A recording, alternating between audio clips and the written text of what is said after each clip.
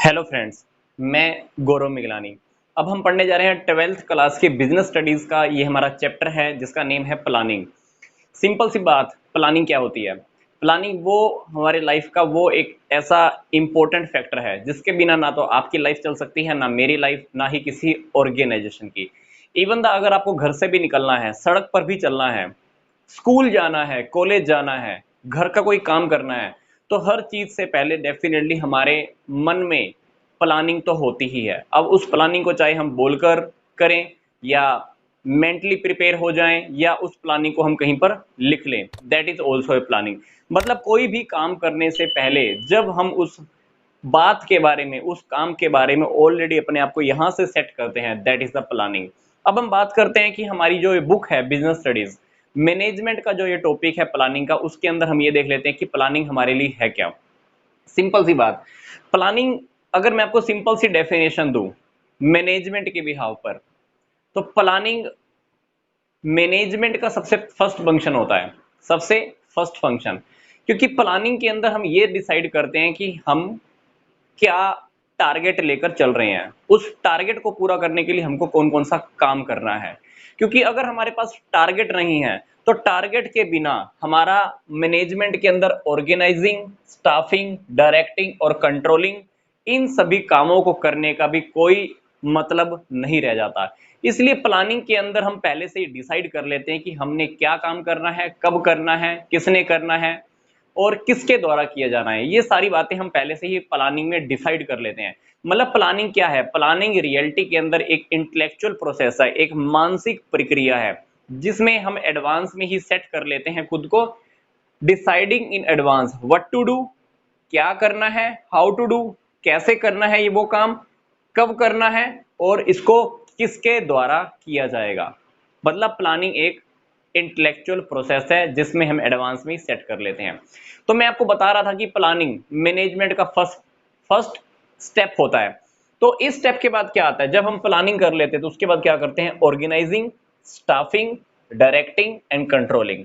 पर प्लानिंग जो है हमारा सबसे फर्स्ट स्टेप है। तो आज हम प्लानिंग के ऊपर ही हम बात करेंगे, क्योंकि ये चैप्टर्स अपने आप के अंदर ही हम आगे जब हमारे आएंगे तो तब हम स्टडी करेंगे। ऑर्गेनाइजिंग क्या है, स्टाफिंग क्या है, डायरेक्टिंग क्या है और कंट्रोलिंग क्या है। आज हम बात करते हैं सिर्फ प्लानिंग के बारे में। तो हम प्लानिंग का मीनिंग पढ़ने के बाद, डेफिनेशन देखने के बाद हम ये देख लेते हैं कि प्लानिंग के फीचर्स क्या होते हैं। सबसे पहली बात जो मैं आपको भी बोल रहा था कि it is a intellectual process. Planning करना वास्तव में एक मानसिक प्रक्रिया है। आप अपने दिमाग से अपनी बुद्धि का प्रयोग करते हो, ये देखते हो कि कब करना है, कैसे करना है, किसके क्या द्वारा किया जाना है। आप उस काम का चाहे आप अपने माइंड में एक लिस्ट प्रिपेयर कर लो, चाहे आप उसको लिख के रख लो कहीं पर, तो डेफिनेटली वो एक बौद्धिक प्रक्रिया है, मानसिक प्रक्रिया है जो आपको दिमाग से करनी ही पड़ती है। चाहे आप फ्यूचर का एक ब्लूप्रिंट रेडी करके रख लेते हो, तो डेफिनेटली जो हमारा प्लानिंग है वो एक इंटेलेक्चुअल प्रोसेस है। दूसरी बात है सिलेक्शन ऑफ बेस्ट। प्लानिंग से हम क्या करते हैं? सबसे बेस्ट से बेस्ट ऑल्टरनेटिव का सिलेक्शन करते हैं। क्योंकि जब भी हम कोई काम करने लगते हैं तो काम करने के काफी सारे मेथड होते हैं, काफी सारे तरीके होते हैं। तो प्लानिंग क्या करता है? आपको सबसे बेस्ट ऑल्टरनेटिव निकाल के देता है, सबसे बेस्ट मेथड हमको निकाल कर देता है। फिर तीसरी बात आती है कि planning is applied everywhere. Planning ऐसा नहीं है कि सिर्फ घर में ही या स्कूल में या कॉलेज में अप्लाई होता है। प्लानिंग एक ऐसा प्रोसेस है जो आपको हर जगह एप्लीकेबल करने को मिलेगा। अब चाहे वो टॉप लेवल मैनेजमेंट है, चाहे मिडिल लेवल मैनेजमेंट है या लोअर लेवल मैनेजमेंट है, चाहे स्कूल है, चाहे कॉलेज है, चाहे ऑफिस है, चाहे गवर्नमेंट है, चाहे कोई भी डिपार्टमेंट है, हर डिपार्टमेंट में, हर जगह पे, आपके घर में, आपके दिमाग में, स्टडी करने से पहले, घर से निकलने से पहले प्लानिंग हर जगह पर अप्लाई होता ही होता है। कुछ भी हो जाए, प्लानिंग इज अप्लाइड एवरीवेयर। चौथी बात है, क्या फीचर है प्लानिंग का? Primary function. ये बात हम पहले भी स्टडी कर चुके हैं। प्लानिंग करना हमारा मैनेजमेंट का सबसे पहला फंक्शन होता है, क्योंकि बाकी के फंक्शन इसके बाद ही होते हैं। पांचवी बात, फोरकास्टिंग। प्लानिंग हम क्यों करते हैं? क्योंकि प्लानिंग से हम फोरकास्टिंग कर सकते हैं, भविष्यवाणी कर सकते हैं कि कल हमने क्या करना है, सेल कितनी करनी है, 1 लाख में 1 साल के अंदर हमारा टारगेट क्या होगा, 1 साल के अंदर हमारे एक्सपेंस कितने हो जाएंगे, 1 साल के अंदर हमारा इनकम क्या होने वाला है। तो ये फोरकास्टिंग पे डिपेंड है। छठी बात, कंटिन्यूस प्रोसेस। प्लानिंग जो है ये कंटिन्यूस होने वाली प्रोसेस है, लगातार चलने वाली प्रक्रिया है। ऐसा नहीं है कि आपने आज प्लानिंग कर लिया, आपको कल प्लानिंग करने की जरूरत नहीं है। नो, आपने चाहे ऑर्गेनाइजिंग करनी है वहां पे भी प्लानिंग चाहिए, लोगों को नौकरी पे लगाना है, मतलब स्टाफिंग करनी है, तब भी प्लानिंग की जरूरत होती है। डायरेक्शन करना है तब भी प्लानिंग की जरूरत है। कंट्रोलिंग करना है तो वहां पे भी प्लानिंग की जरूरत होती है। प्लानिंग आपको हर स्टेप पे करनी पड़ती है। आप जब घर से निकलते हो तो आप कभी नोट करना कि हमको हर एक स्टेप के ऊपर प्लानिंग तो करनी ही होती है। हम एक शहर गए, दूसरे शहर जाने के लिए प्लानिंग, तीसरे शहर जाने के लिए प्लानिंग, एक बुक को पढ़ने के लिए प्लानिंग, अगली बुक को पढ़ने के लिए प्लानिंग, एक एग्जाम के लिए प्लानिंग, नेक्स्ट एग्जाम के लिए प्लानिंग। तो सारा का सारा जो लाइफ हमारा होता है वो प्लानिंग के ऊपर ही चलता है। तो प्लानिंग एक कॉन्टिन्यूस प्रोसेस है। सातवीं बात, फ्लेक्सिबल प्लानिंग।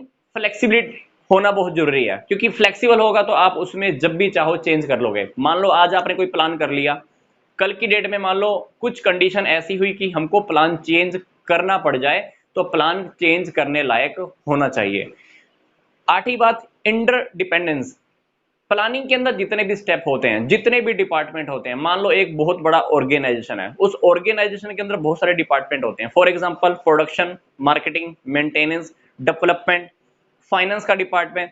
तो ये सारे डिपार्टमेंट आपस में रिलेटेड रहते हैं, किसको लेकर? जो हमारा मेन टारगेट है। तो ये सारे के सारे डिपार्टमेंट आपस में भी कनेक्टेड रहते हैं, और हमारा जो फर्म का, हमारी जो कंपनी का जो मेन टारगेट होता है उसके ऊपर भी डिपेंडेंट रहते हैं। मतलब प्लानिंग के अंदर सारे के सारे लोग, सारे के सारे फंक्शनिंग, सारे के सारे डिपार्टमेंट एक मेन टारगेट को लेकर डिपेंडेंट रहते ही हैं। नाइन्थ टॉपिक है हमारा, क्रिएट्स कोऑर्डिनेशन। प्लानिंग जब हो जाती है तो हमारे सारे के सारे बाकी की जगहों पे भी हमारा कोऑर्डिनेशन होना स्टार्ट हो जाता है। फॉर एग्जांपल प्रोडक्शन डिपार्टमेंट को फाइनेंस डिपार्टमेंट के साथ कोऑर्डिनेशन हो जाएगा। मार्केटिंग डिपार्टमेंट का भी कोऑर्डिनेशन प्रोडक्शन के साथ हो जाएगा। ऐसे ही सारे डिपार्टमेंट्स का, सारे लोगों का आपस में कोऑर्डिनेशन हो जाता है।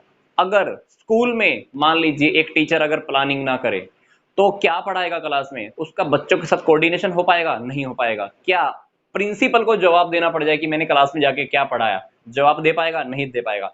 पर अगर पहले से हमने प्लानिंग कर रखी है तो वो टीचर अपने मैनेजमेंट को, अपने प्रिंसिपल को और बच्चों के प्रति जो रिस्पॉन्सिबिलिटी है वो अच्छे से पूरी हो पाती है।